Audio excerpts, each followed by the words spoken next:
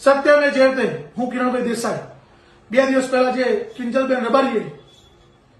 એક યુવાન સાથે ભાગીને લગ્ન કર્યા હતા અને ત્યારબાદ જે પ્રમાણે માલધારી સમાજમાં આક્રોશ ભપકી ઉઠ્યો અને લાખો યુવાનોએ અમારા જે યુવાનોએ તમામ લોકોએ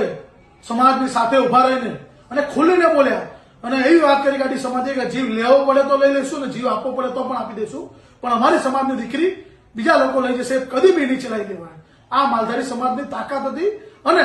ત્યારે કિંજલબેનને કંઈક ને કંઈક એવું લાગ્યું કે મારાથી ભૂલ થઈ ગઈ છે એટલે તેમની ભૂલ સમજાવી ગઈ અને કાલે રાત્રે તે ઘરે પરત ફર્યા છે. અને હું દરેક ગુજરાતની દીકરીઓને કહીશ કે સમાજ